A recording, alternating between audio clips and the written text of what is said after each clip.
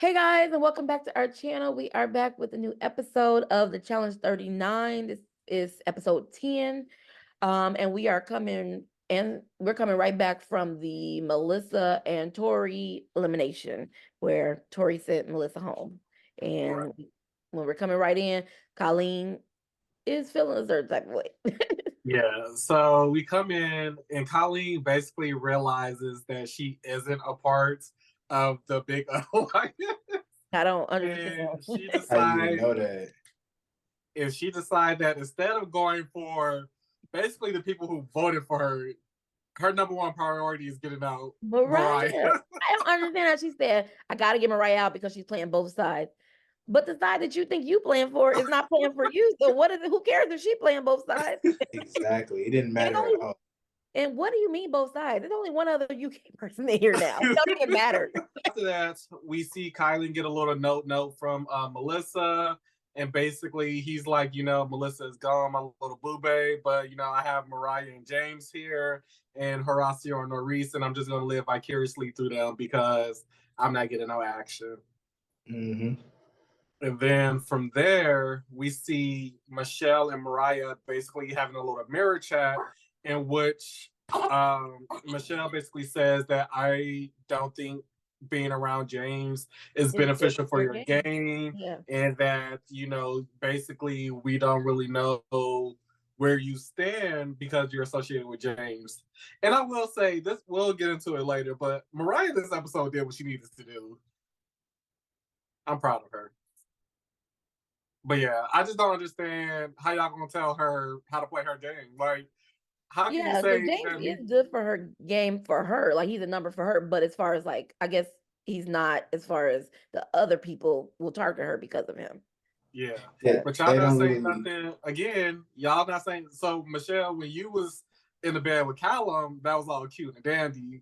But now that I'm talking to James and whatnot, it's like that double standard is crazy. That double standard is crazy, but I think it's just a way for them just to feel better about themselves. And it's a way for them to scapegoat somebody else because it's like, well, they're doing it too. I got a high moral value and I don't need the heat. So let me try to get rid of them so it make it look like what I'm doing ain't as bad. When it's the exact same thing. Yeah. It's wild. And then we get a conversation between Jay, Burner, Colleen, and Aesop, where basically Aesop says, I want Kylan out. And again, I don't know if production told him that, boy, you made up this fabrication that he's talking about you when he literally don't care about you. Did not be thinking about Aesop. Mm-hmm. Aesop created this whole robbery in his head. The same thing he did with Horacio or whoever it was before. Like Aesop is literally just trying to get camera time. But go ahead. No, go ahead. It's fine. I was gonna say within that conversation as well, Colleen is like, you know what? Jay and Michelle are playing a scary game because they're using their again. You're saying y'all in the alliance when y'all clearly are not. But she's like, you're using your alliance members as numbers and pawns to do your dirty work while y'all sitting pretty. Yeah, that's exactly what they are supposed to do. You're supposed to not be the person that let them do that. But they're doing what they're supposed to do. Y'all get they as terrible as Jay and Michelle are. I mean, they doing what just about any other top alliance person, like West, for example, has been doing since the beginning of the show. So I mean, I get what they're doing. I don't like it because I mean it's Jay and Michelle, but I mean they're doing what they normally. When you're at the top of an alliance, that's what you do. You just use everybody. Yeah, everybody else is supposed to go before them. Like, well, I don't know what she wants. Everybody else is expendable. Let's get into the daily challenge. This challenge is called Skyball. It's played in 2 teams of 8. 4 team members begin inside a suspended sphere filled with 130 balls or so. With the remaining 4 players on the ground, the team members on the ground must solve a puzzle, and then it will reveal a code in which the team members in the air will use to unlock the small openings, dropping balls through the openings, and then the team members on the ground must collect those drop balls and place them into a little pyramid structure. And the first team with all their balls inside of the pyramid wins. Um, I thought it was a good challenge. I do think that I think the The puzzle. puzzle was unnecessary. Yeah, the puzzle. Yeah, the puzzle The was. puzzle was They could have unnecessary cut as out. hell. Like I feel like they just threw that in there just for the sake of having a puzzle. Yeah. Yeah, this season the dailies have been a little underwhelming to say the least. But also, I just don't think they should have did 2 teams of 8, especially because like I know these challengers in this house are coming into this when they come to the elimination, knowing what's going on in the house in real time. They have to know that these alliances are happening, and they have to know at some point. Let me put on my producer hat and be like, I can't have 8 people in the alliance be on the same team. Like that just doesn't make sense. It They doesn't, said it was especially when you choose them random. randomly as well. Like you're literally picking the teams. This whole it's random. No, it's not. You're purposely doing all that. I So it's mean, like but it's so many people in that one alliance, so it was bound to be that way. It's no how I mean, it's too many of them. Nah, they could have split it up a little bit better. Yeah. Like even if they knew it was a guy's day, so why would you make it?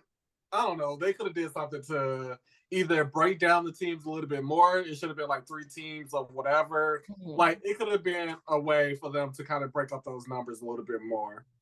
Yeah.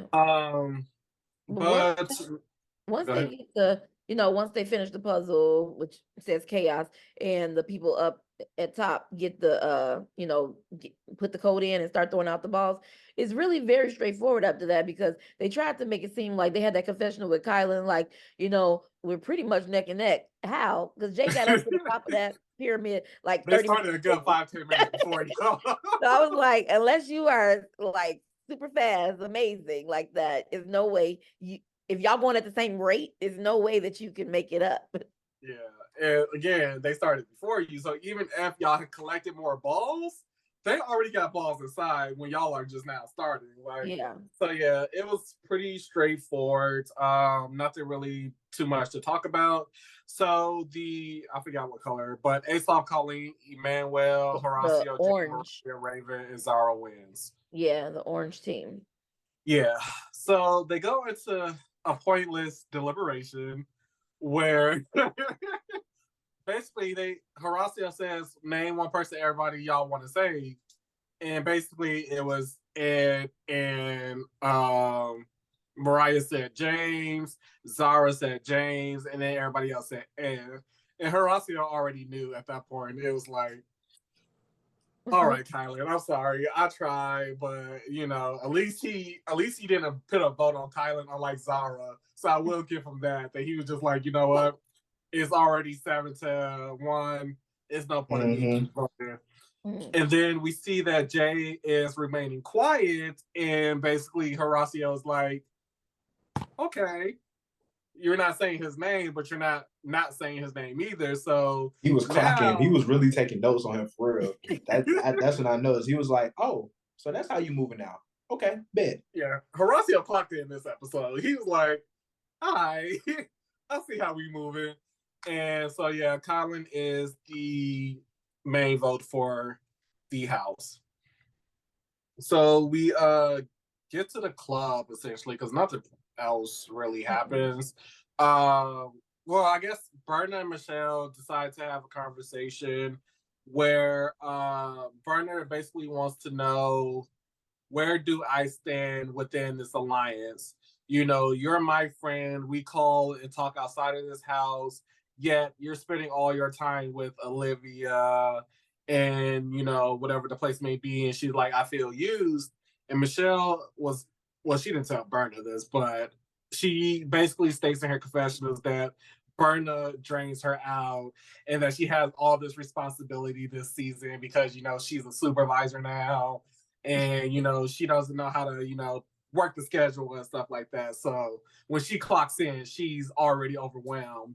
Yeah. And Berna doesn't help that. Yeah, I thought I was like, Berna, you already got the whole program. You said it. I'm being used. This is it. If you got to ask these questions, you already don't know. You already know. So just and this is what they should have, like Berna, Colleen, some of these people should have been like having these realizations 2 weeks ago, and they could have teamed up with Melissa, with Big T. We could have started something. Now it really can't start nothing. I don't really think you can start anything. You just got to try to be on a winning team, and even in, But they going girls' day, they going in, and it's unfortunate, but I just can't imagine them not going in now. While in the club, we get to see more of this Berna and Michelle relationship play out. And I'm convinced Berna is in love with Michelle. There's some underlying feelings there. Because even I think, was it Olivia who pretty much explained that they have this codependency, which isn't really healthy, where basically Berna has only Michelle, but Michelle doesn't want to be around Berna, and Berna feels some type of way, like you just said. And Berna's like, she sees Michelle and Olivia in the club, and she just like, this is exactly what I'm talking about. Like, you're not spending time with me. I'm your friend. Like, love me, pick me, choose me. Like, I want you to be my friend. And if you're my friend, you would, be my friend, essentially. And Michelle is like, I get what you're saying, but, and I give Berna this, because Michelle is basically like, I'm helping people like you, essentially. And Berna was like, I don't want people to like me because you're telling them to. Like, I don't want the fake, people in my circle. Like, we're friends. Like, be a friend. So, yeah. I understand. I think it's clear that Berna is kind of like on an island in this house. And if I'm on an island and you my friend for real, you would hang out with me sometimes. I kind of understand what she's saying. If you never with me, never, then I don't know. It got to be a time. Like, even if you got other friends, obviously you got however many friends you want, but never. So that's, maybe she's feeling that type of way. Yeah.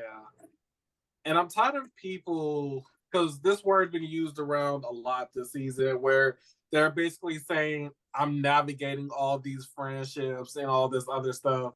And it's like, but you don't have to. Like, you can come into the game, still play a good game without trying to have all the numbers. And we'll talk about it a little bit with Ed. But yeah, it's just like, if I say I'm good on you, we're good. Like, there's no, like, it is what it is. Like, you don't need people to like technically you don't need people to vote with you. Alliance doesn't dictate friendship. And I feel like that's where these challengers are going. And because they put too much emotion into these alliances. I think that people forget that just because we're working together in an alliance doesn't technically mean we have to be friends. Exactly. Or we are friends and we're in an alliance, but you forget that when it comes to working together in an alliance, there's no such thing as friendship. I'm gonna look out for you the best way I can as a competitor and someone that I'm working with. But when it comes to friendship, there is no friendship to be involved. Because as soon as you start getting friendship involved, then that's when people start playing messy, it gets sloppy, people start thinking with their emotions and shit, and that's how you end up losing. Yeah. It's giving a lot of that. And like we just said, alliance does not equate friendship, and that's the problem. Everybody's trying to be in an alliance and talk about we're friends, but that's not what it is. You can have 3 or 4 strong friendships and still be in an alliance and protect, like I said. So yeah. But I guess let's get into what the bulk of this episode was, which is Mariah and James' relationship. Yeah. So basically, throughout this episode, everybody's coming at Mariah sideways for her relationship with James. And at this point, she's like, because she has a conversation with Nurys at the club and was like, Nurys was like, James never talked game to me, so why would I protect him? And Mariah's like, James done more for us than, let's say, Ed. So why are we all so quick to say Ed, but not James? But and then James still have more for them than Ed. James voted their way. Like, James voted their way every time too. He do. But that's the point. That's the point. Like he Her, does. no, her argument is not Well, valid. I don't know if she used Ed, but it was either Ed or Corey. Either way it goes. But they all vote the same way. So if I was them, because they have established this UK versus America alliance that the UK people didn't know existed apparently, but they've established it. So yes, James would be the one up because Ed is on our alliance. While I do not believe he is in there like core 4 or however many it is, he is in their alliance and he has voted. So if let's say James is voting with us, but he's still a part of the UK alliance. So I'm gonna take the person that's a part of our alliance and voting with us. But like you said, there's no UK alliance. There so it was doesn't really never matter. a UK alliance. I'm not saying there is, really but in the matter the American people, the American alliance has a list, and James is on that Yeah. list. So I'm gonna take the people that's not on my list first before I reach over here and extend a hand to the people that's on my list. But Like Corey I was also understand you on that voting with us, list. but you still. I get that. I get that. That makes sense. It's just there's no UK alliance though. That's the only thing. I understand, but to the other team there is, or not, or Sure. not that there's an alliance, but they're not And going. plus, even if you want to go with that logic, he's my number one still. Well, I'm in the alliance, regardless of where he's positioned. I'm in the alliance. Ed isn't a part of our core, you know. Everybody got somebody that's not in the alliance, but we wasn't saving them. Y'all was throwing Callum in. Y'all, well, not really, but y'all, Horacio and Kylan, not best friends. Y'all throwing Kylan in. That Kylan not number one is on the attached to opposite anybody team. within that alliance, though. But I'm not fighting for them. I'm just giving perspective. I understand what Mariah is saying, but I understand why we can't do that either if I'm on their team. People got people on the other side, but we can't protect just because your number one is not on this team. So that is out the window. I don't know. No, I don't agree just because that's her number one. They should save him. Then Horacio number one needs to be saved. Callum could never be up for discussion for Michelle. Who else? He wasn't though. He got thrown in too. He got thrown in by Devin. He get thrown in, but was he ever up for discussion? I can't remember. No, he was never up for discussion. But I think that's mostly because that was that was Michelle. But I'm saying other people had number ones or people that they trusted. Plus, Michelle said it herself. Mariah is her number one female. So again, if he's my number one and I'm your number one, trust me. Trust me. So no, you're my number one, not him. But he's my number one. So we're a package deal, just like you and Callum is, just like Nerese and Horacio is. Y'all got y'all mans. Why can't I be about my man too? Okay, so let's say we're the big four. So Michelle, Olivia, Nerese, and Mariah. It's us. Y'all got y'all mans. Y'all protecting him. I'm not saying nothing about it. We're still going with the vote. So why can't y'all do me this favor and just make sure James not the House vote? It's not that hard. Kylan is still, who we're going for. Corey is the perfect other option then. Like, if y'all don't want to go for Ed, who's in the alliance or whatever the case may be, if y'all want to go by that logic, why not Corey? We know he's playing a messy game. But he didn't apologize to them and did whatever he did. And Michelle does want Corey to work with her, like wants to be with Corey. He just messed up, so she couldn't. I have no idea why though. Corey's not good at this goddamn game. Well, this has nothing to do level, with he's not alliance. Good. Like he don't benefit nobody in the alliance. I haven't seen socially. He's a mess, and he hasn't really stood out to me in any daily physical challenge that makes me seem like, oh yeah, I want Corey on my side. Like, bro, like if this is like a game of dodgeball, I'm picking Corey like next to last. Like you haven't shown me anything. So to just sit there and just be like, oh yeah, I want to work with Corey. No. Mm-hmm. No. Yeah, so Mariah and Nerese come up with an agreement, barely, that if she doesn't say her man, you don't say my man, or whatever the case may be. Get back to the house. Mariah and James are, talking. And she's like, you know what? Just politic a little bit, just talk. And I was with James because the cards were already written. They're voting. Mm-hmm. So what's the point of even having these fake conversations that, is not going to go anywhere? This part of the game And this is like on any season where we get closer and closer to the end, alliances are dwindling down, and people are like, oh, it's time to make some big moves. When you had opportunities to make said big moves earlier in the show, and you could have had a whole bunch of fucking cupcakes at the goddamn end, but everybody want to be noble and run against the strongest people when in fact, no, you don't. Only one person wins. I want as many layups as possible in that final, so I got a better chance of winning the money at the end. Yeah. It's barely enough money in the pot to begin with. Get to the nominations, and James doesn't really say anything, and then James doesn't really say anything, and then he said it is what it is. No, no hard feelings or whatever the case may be. He's not going. He basically says, "I'm not gonna beg y'all not to vote for me. Do what you're gonna do," basically. Which there's nothing he can say to change their minds if they're gonna vote for him. Right. Yeah. At nominations, no mind changing really ever happens at nominations. Yeah. Never. So that's pretty much it. Ed says he is fine going down, but he doesn't understand why his name is even up on the board, regardless of how many people are left. And then again, Corey's talking about how, he's been doing all this work for the Alliance and building up trust. And by his name not being said, he thinks that he won their graces again. It's like, you're still at the bottom of the list. And once James is gone, you're next. So, yeah, so it ends up being James, no brainer. We get to the elimination. They try to talk up Darrell, as the only champion to do 4 times in a row 40 years ago.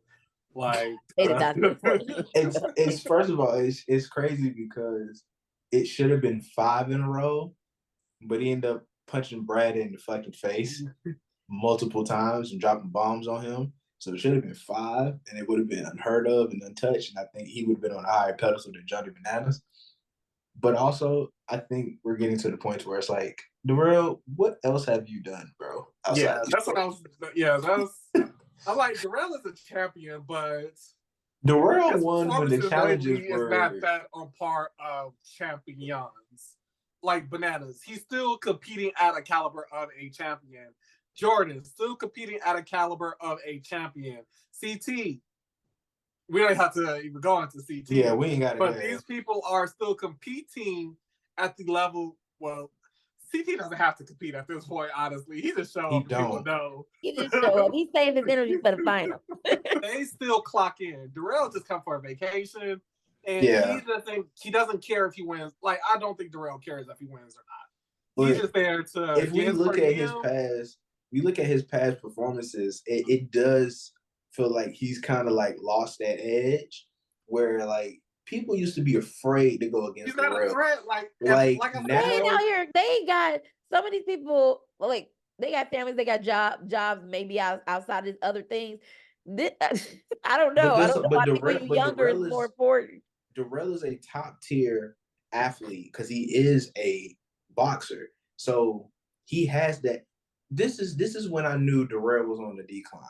When Corey's light bright ass sent his ass home, I knew his days was numbered as a top tier competitor. Because once Corey sends you home, it's like, okay, now you're getting sent home by mid-tier players. When you're supposed to be one of those guys who was legitimately feared to go into elimination. Like people are not afraid to see Darrell in elimination anymore. That's my point. Right CT, people are afraid to go against CT. Like Jordan, people are afraid don't want to to say Jordan name. Tori, people don't want to say Tori name. People don't want to say KC name. People don't want to say West was a little questionable. But people don't want to say Bananas. People don't want to say T. Hell, people exactly. I was just going to say people don't even want to see Johnny, and Johnny has been sent home a few times, but you just don't want that because it could be anything. And Johnny have a chance, and he win. It's just like, damn. If I call out Darrell, I'm not afraid to go home because it's like, I know I have a fighting chance. If I call out CT, give me a window seat because I know I'm going home.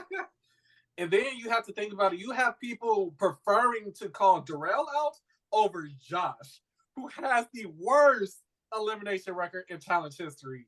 That tells you something right there. Darrell ends up pulling Kylan's hammer. Shovel? Yeah.